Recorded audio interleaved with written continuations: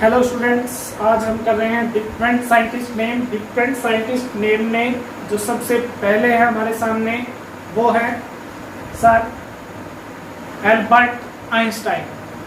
जैसा कि सभी बच्चों को पता है, इनको हम बोलते हैं father of physics. Is the father of physics. पूरे फिजिक्स के, मॉडर्न फिजिक्स के, स्पेशली थ्योरी ऑफ रिलेटिविटी भी इन्होंने, लाइट के बारे में बताया, फोटो इलेक्ट्रिक इफेक्ट के बारे में बताया। इनका जो डेट ऑफ बर्थ है बेटा वो है 14 मार्च 1879 और जिस 76 की एज में 18 अप्रैल 1955 में इनकी डेथ हो गई थी। कहाँ पर? यूएस में, न्यू जर्सी में। और ये पैदा कहाँ पे हुए थे? बॉर्न कहाँ पे हुए थे? कहाँ पे पैदा हुए? ये जर्मनी में वाटनबर्ग में अल्म नाम की जगह पे इनका बर्थ हुआ था। इनके फादर थे हर्मन आइंस्टाइन, इनकी मदर थी मारिया, और इनको जो नोबेल प्राइज मिला था वो मिला था 1921 में। इनको कोपले अवार्ड से भी सम्मानित किया गया था, वो मिला था इनको 1925 में। एल्बर्ट आइंस्टाइन को 20वीं सदी का सबसे ज़्यादा स्मार्ट माना जाता है। इनको सबसे ज़्यादा स्मार्ट, इंटेलिजेंट माना जाता है 20वीं सदी में। इन्होंने लाइट के बारे में, फोटो इलेक्ट्रिक इफेक्ट के बारे में, स्पेस टाइम रिलेशंस के बारे में, ज्योमेट्री के बारे में और कॉस्मोलॉजी की जो डिस्कवरी है वो एल्बर्ट आइंस्टाइन ने ही की थी। ये बात एस्ट्रोनॉमर हबल ने भी कन्विंस की है। इससे पहले जब उनको सक्सेस नहीं मिल पा रही थी तो उनकी बहुत सी फिजिक्स में थ्योरी जो फेल हो जा रही थी, वो एक टीचर के रूप में काम करते थे। वो बच्चों को टीच करते थे। ही वॉज ए टीचर और छोटे बच्चों को भी पढ़ाते थे वो। उसके अंदर जब उनकी इस तरह से बहुत सारी थ्योरी फेल हो चुकी थी तो थे प्लैंक, जिन्होंने की क्वांटम थ्योरी सबसे पहले बिगिनिंग में स्टार्ट की थी। उसके बारे में प्लैंक ने उनको कन्विंस किया और जो उनकी वेव थ्योरी है उसके बारे में उनको सपोर्ट किया एल्बर्ट आइंस्टाइन को। इस थ्योरी के बाद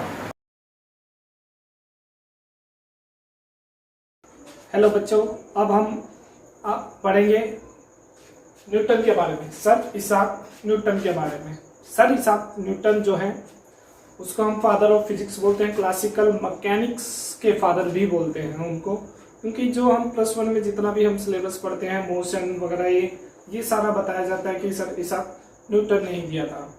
4 जनवरी 1642 1642 में वो पैदा हुए थे। उनका डेट ऑफ बर्थ है ये। और उस टाइम वो मैथमेटिशियन भी थे और एक स्कूल के अंदर टीच करते थे।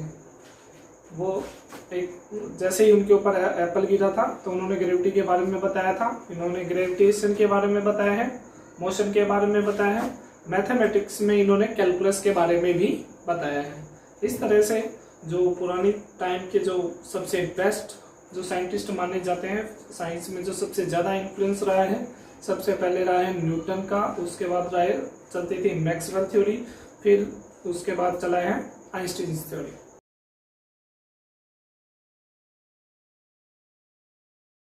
नेक्स्ट जिस साइंटिस्ट का नाम आ रहा है वो है निकोला टेस्ला। निकोला टेस्ला, जिनका डेट ऑफ बर्थ था 1856, 7 जन 1943 में उनकी डेथ हो गई थी। वो क्रोएशिया से बिलोंग करते थे। और निकोला टेस्ला ने Tesla motor, AC wireless system, induction motor, इस तरह की अलग अलग इन्होंने डिवाइसेस दी थी। जब आइंस्टीन से भी पूछा गया था कि आप बताइए कि आप वर्ल्ड के सबसे ज़्यादा स्मार्ट, इंटेलिजेंट हैं, आपको कैसा फील हो रहा है, तो उसने कहा था कि ये बात जाके आप निकोला टेस्ला से पूछिए, वो मेरे से भी ज़्यादा स्मार्ट और इंटेलिजेंट है। बात करते हैं जोहानस केपलर की। जोहानस केपलर, जो कि माना जाता है कि न्यूटन की जो थ्योरी है, ग्रेविटेशन की थ्योरी, उसका बेस माना जाता है जोहानस केपलर के केपलर्स लॉज ऑफ मोशन को, प्लैनेटरी मोशन को। कैसे? 17वीं शताब्दी के वो सबसे ज़्यादा फेमस साइंटिस्ट में से रहे हैं। वो एक अच्छे मैथमेटिशियन थे, साथ के साथ वो एक अच्छे एस्ट्रोलॉजर भी थे। जैसे ही उन्होंने जिसके बेस पे उन्होंने केपलर्स लॉ दिए थे। अब बात करते हैं उनके बारे में। उन्होंने उनका जो बर्थडे था वो था 27 दिसंबर 1571 और जो उनकी डेथ हुई थी वो हुई थी 1630 15 नवंबर 1630 में। और इस जोहानस केपलर एक जर्मन साइंटिस्ट थे। इसी नेक्स्ट है हमारे थॉमस एल्वा एडिसन, जो कि अमेरिका में यूएस में पैदा हुए थे। उनका जो डेट ऑफ बर्थ है 11 फरवरी 1847 में और उनकी डेथ हो गई थी 19। और वो उन्होंने साइंस के फील्ड में डायरेक्ट करंट, डीसी का फ्लो, इस तरह से बहुत सारी डिस्कवरी उन्होंने की थी। उन्होंने बल्ब की भी डिस्कवरी। अब हम बात कर रहे हैं बच्चों डेनिश साइंटिस्ट नील बोर की। नील बोर ने एक एटॉमिक मॉडल दिया था जिसमें 10th क्लास तक बच्चे पढ़ते भी हैं। Electron revolves around nucleus in fix path orbit. Orbit के बारे में सबसे पहले किसने बताया था? नील बोर ने बताया था। उसके बाद हम बात करेंगे, नील बोर के बाद हम बात करने जा रहे हैं हमारे गैलीलियो गैलीलाई 17th सेंचुरी के फेमस साइंटिस्ट रहे हैं। वो एस्ट्रोनॉमी के फादर भी कहे जाते हैं, फिजिक्स के मॉडर्न साइंस के फादर कहे जाते हैं।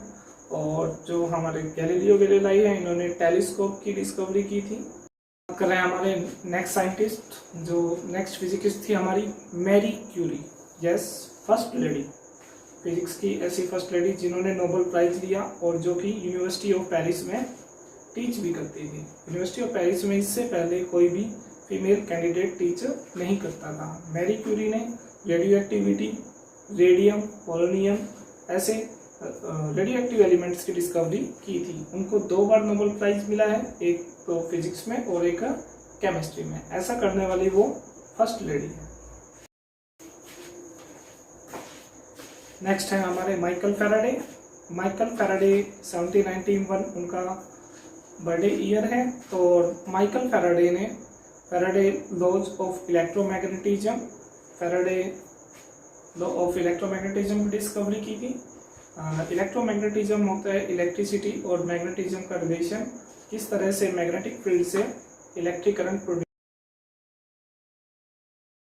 फिजिक्स में भी और केमिस्ट्री में भी बताया है फैराडेज लॉज के बारे में। ये एक इंग्लिश साइंटिस्ट थे। इन्होंने इलेक्ट्रोकेमिस्ट्री और इन्होंने ये भी बताया कि किस तरह से मैग्नेटिज्म है रे ऑफ लाइट को भी इफेक्ट कर सकता है। नेक्स्ट है हमारे अर्नेस्ट रदरफोर्ड जो कि फेमस साइंटिस्ट रहे हैं। इनको केमिस्ट्री में नोबेल प्राइज भी मिला हुआ है और इनको फादर ऑफ केमिस्ट्री भी बोलते हैं। इन्होंने रदरफोर्ड एटॉमिक मॉडल बताया था, अल्फा स्कैटरिंग एक्सपेरिमेंट के बारे में बताया था और रेडियो एक्टिविटी के बारे में भी इन्होंने ही बताया था। अल्फा बीटा गामा की डिस्कवरी भी अर्नेस्ट रदरफोर्ड ने ही की थी। माइकल फैराडे से पहले इनको सबसे बड़ा एक्सपेरिमेंटलिस्ट माना जाता है, सबसे ज़्यादा एक्सपेरिमेंट इन्होंने किए थे।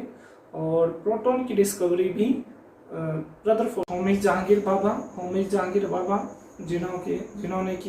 जिनको हम जानते हैं इंडियन न्यूक्लियर फिजिक्स के फादर के रूप में। ये AEET के फाउंडर भी रहे हैं, जो कि अब होमी जहांगीर बाबा रिसर्च सेंटर नाम से भी जाना जाता है। और इन्होंने कॉस्मिक रेडिएशंस के बारे में बताया था और इन्होंने एक मुऑन पार्टिकल्स के बारे में भी बताया था, उसकी थ्योरेटिकल प्रेडिक्शन की थी। जो मुऑन जो पार्टिकल होता है वो इलेक्ट्रॉन के जैसा ही पार्टिकल होता है, नेगेटिव चार्ज पार्टिकल होता है और हाफ ऑफ उसकी स्पिन होती है।